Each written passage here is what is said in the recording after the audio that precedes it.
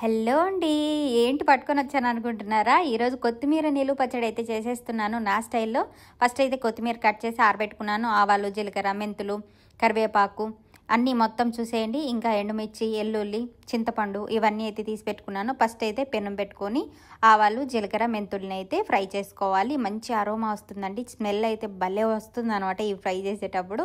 తర్వాత అయితే ప్యాన్లో ఆయిల్ వేసి కొత్తిమీరను కూడా ఫ్రై చేసుకోవాలి. అస్సలు నీటి చెమ్మ అనేది ఉండకూడదు అనమాట. ఇందులో ఉప్పు, పసుపు కూడా వేసి బాగా మగ్గించుకోవాలన్నమాట. ఆయిల్ అంతా పైకి తేలాలన్నమాట మనకి. అప్పుడే మనకు కొత్తిమీర చాలా రోజులు నిల్వ ఉంటుంది. తర్వాత అదే ప్యాన్లో ఆయిల్ వేసి ఇక్కడ వెల్లుల్లిని కూడా ఫ్రై చేసుకుంటున్నాను.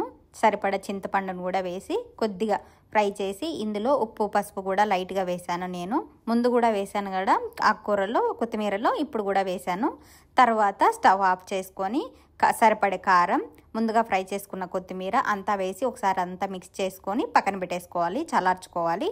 అంతలోపల మనం పోపు అయితే పెట్టేసుకున్నాము. ఫస్ట్ అయితే ప్యాన్ పెట్టి ఆయిల్ వేసి శనగపప్పు, మినప్పప్పు, ఉద్దిబేడలు అనమాట, ఇంకా ఆవాలు, జీలకర్ర, మెంతులు అవి కూడా వేసి బాగా ఫ్రై చేసుకోవాలి.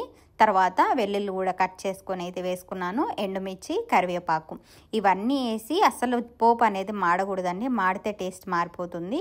మంచిగా చూసేయండి, ఇలా అయితే కలర్ రావాలి. ఇలా కలర్ వచ్చాక స్టవ్ ఆఫ్ చేసుకొని పక్కన పెట్టేసుకోవాలి, చల్లార్చుకోవాలన్నమాట. ముందుగా ఫ్రై చేసి పెట్టుకున్న మెంతులు, జీలకర్ర, ఆవాల్ని మిక్సీ అయితే పట్టుకోవాలి పౌడర్ లాగా. తర్వాత మనం ముందుగా ఫ్రై చేసుకున్న కొత్తిమీర, చింతపండు, వెల్లుల్లిని కూడా ఒక్క ముక్కగా మిక్సీ అయితే పట్టుకోవాలన్నమాట. మళ్ళీ మెత్తగా గ్రైండ్ చేస్తే అసలు బాగుండదనమాట.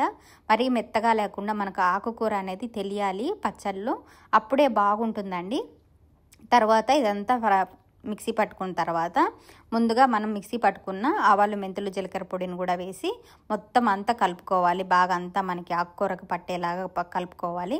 తర్వాత ముందుగా పోపు వేసి పెట్టుకున్నాం కదా, అది కూడా చల్లారింది కూడా, అది కూడా వేసి అంతా మిక్స్ చేసుకున్నాను ఇక్కడ. ఇది చాలా బాగుంటుందండి. చాలామంది ఒక్కొక్కరు ఒక్కొక్క టైప్లో చేస్తుంటారు. నేనైతే ఇలా చేస్తాను అనమాట. ఇది నా స్టైల్ అనమాట. నేను ఎక్కువ ఆయిల్ వేయలేదు, అలా అని తక్కువ వేయలేదు, సరిపడైతే వేసుకున్నాను. మరీ ఎక్కువ ఆయిల్ ఉన్నా కూడా మేము ఎక్కువ తినము అనమాట. సో అందుకని నేను ఇలా అయితే వేసాను. ఇంకా ఆయిల్ ఎక్కువ కూడా వేసుకోవచ్చు కావాలనుకుంటే. నేనైతే చాలా తక్కువ వేసాను. ఇక్కడ చూడండి, ఎప్పుడైనా తిన్నారా మీరు ఇలాగా? మనం పచ్చడి కలిపిన గిన్నెలోనే రైస్ వేసుకొని తింటే ఆ టేస్టే వేరప్ప. నాకైతే ఇలా తినడం అంటే చాలా ఇష్టం.